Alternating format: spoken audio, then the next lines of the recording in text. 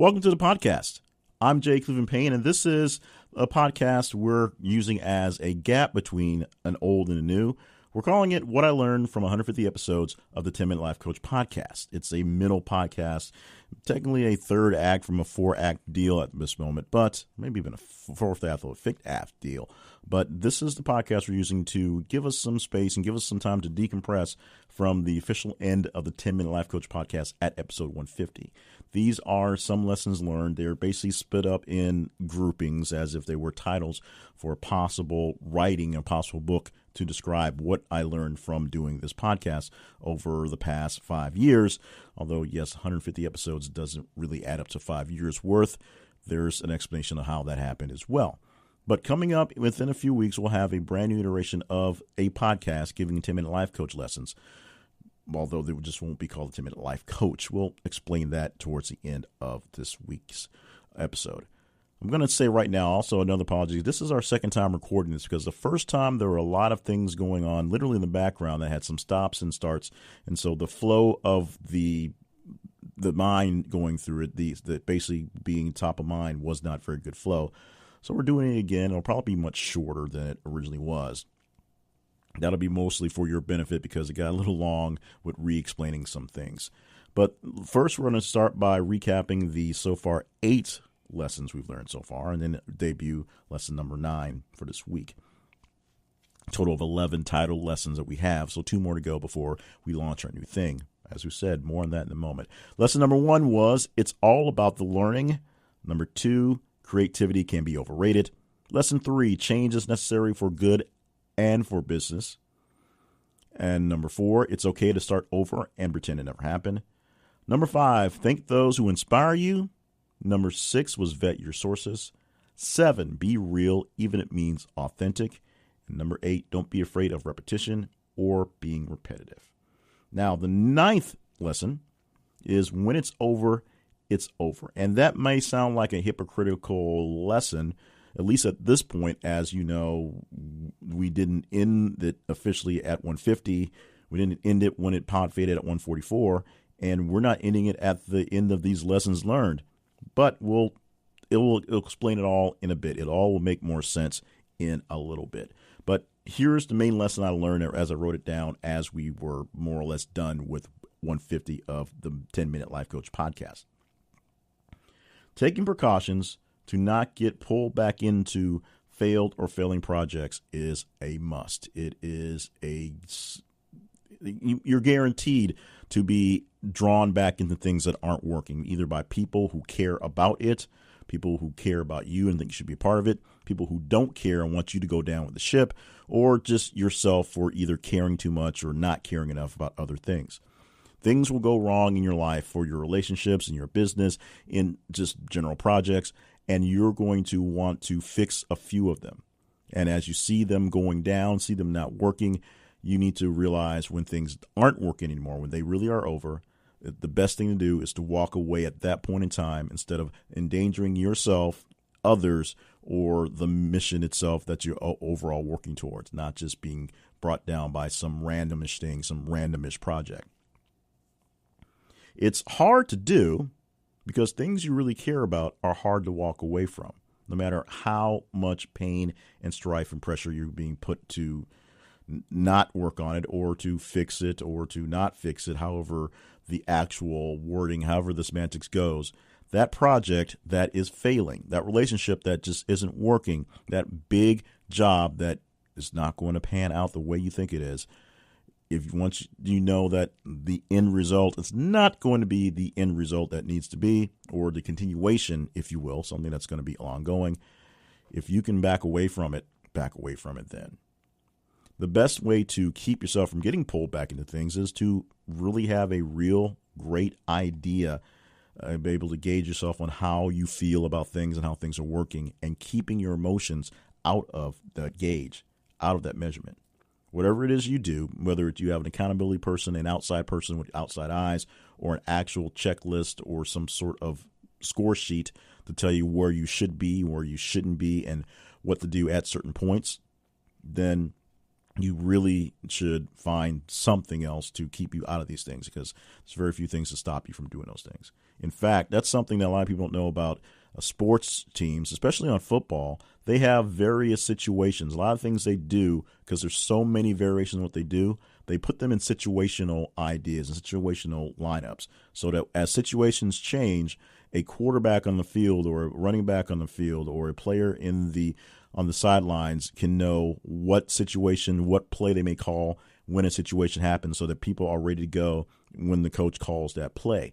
The coach can have a couple different iterations of things to do when something goes wrong, right, or whatever that changes the situation. Something changes, and the personnel in the game needs to be shifted to people who are better to deal with the situation on hand. Something may happen where they know what to do next, and they can do it so quickly they can catch the other team off guard. Those are situational things that happen for them in football particularly, and in other sports as well, like transition type plays for basketball, maybe transition type plays for hockey as well, where when you see something happen, you know exactly what to do. You know to stop whatever plan of action you're doing right now, stop that long-form play you're working on, and go to this alternate idea and work on that. That may be the thing that may save you, finding alternate ideas and alternate routes, detours, if you will, away from the things that are going wrong. But as you learn, because you will deal with plenty of heartache, plenty of pain, plenty of sorrow from a project going awry and losing it, to keep from losing your head and losing face in the project, you've got to back away when it's time to back away. It's very important to learn that, and it's really great if you have people around you who are looking for the same things but don't have the same emotional investment that you may have into it. That way they can see it with clearer eyes, and you may sometimes think they need to see it with more eyes and more feeling, but they can have clearer eyes in the process, and they can see what needs to be done to make things work out a little better. So, explaining away all the changes to this podcast with that idea and how it came about. It's hard to do on how the idea came about, especially since we seem to keep jumping into what seemed like a failing project.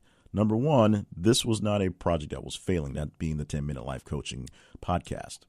The original end to the podcast, Pod Fading, 44 episodes into the podcast, was not so much a failure, seeing something happening and walking away, but seeing something that wasn't sustainable at the time and having to let it go.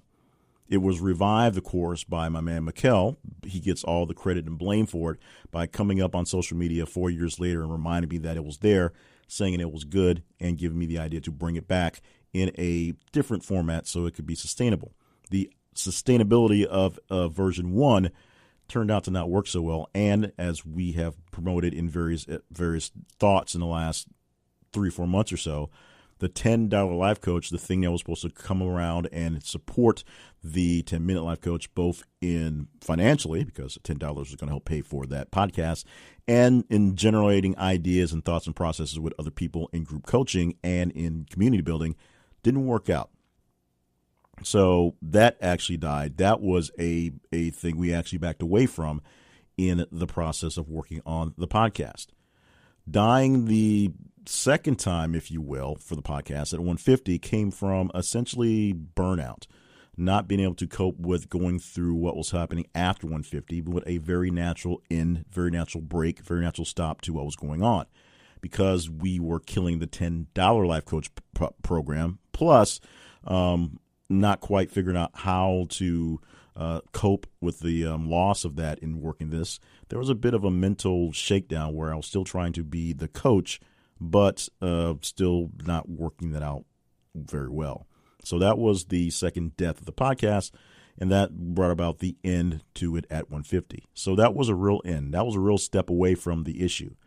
What happened was I'd already written out the 11 or ish, but they were basically about 13 original, and they turned to 11 as I started taping 11 of the lessons learned chapter ideas and going through that to put these down on an audio version so I could use that to start working out some of the ideas and working out some of the thoughts and processes going into the book.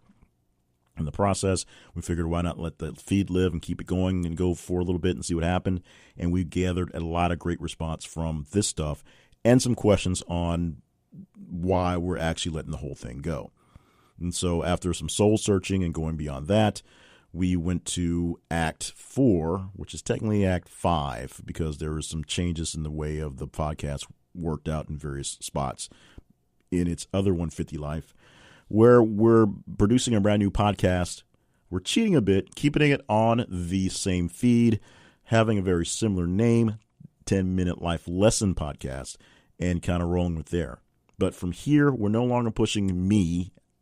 I'm no longer pushing me as a 10-minute life coach. That brand is gone. That thought process is gone. That person essentially is gone. The man behind it is still there, giving life lessons because he wants to, because he likes to, because he's into it.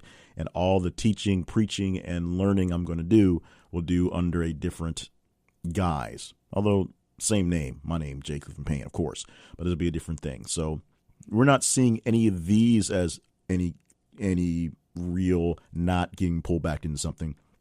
These are real stopping points within the evolution of here and making pivots and making turns, making changes, which is fine. It's okay to call it a quits, give it a day, and then go on with a new project with a similar name, similar thought in a different direction with a different team, with a whole different set of parameters. But doing the same thing over and over again exactly is not what we're talking about. So the lesson does fit here, even though it can get a little dicey how we're doing it. When it's over, it's over. You need to take precautions to not get pulled back into failed or failing projects. The best way to do that is to make sure that your project has some sort of tracking, a score sheet, or accountability person keeping up with things to let you know when things are going well and they're not going well, and can hit you at those times to make sure you review things to see that you're not putting bad money, good money in after bad. You can give up on the process. Even if you believe with all your heart it's a great thing, your eyes will tell you when things need to be broken away. So thank you for listening to this episode, the 9th episode of this. Coming up in about 2 weeks, we'll probably do a 0 episode for the 10-Minute Life Lesson Podcast. Maybe we'll do a episode 1. We're not quite sure yet, but we're going to basically chop it off at the knees numbers-wise and start over from scratch because it is a brand new thing. We are keeping it on the same feed, so you are warned at this point to whether stay or go for the lessons. But the format and the information will be essentially exactly the same. So we hope that you'll stick around for the 10-Minute Life Lesson Podcast coming up in about 3 weeks. You want to get a hold of me, find me on my website. Still doing some rebuilding after some serious major issues with the website, so bear with us on that one.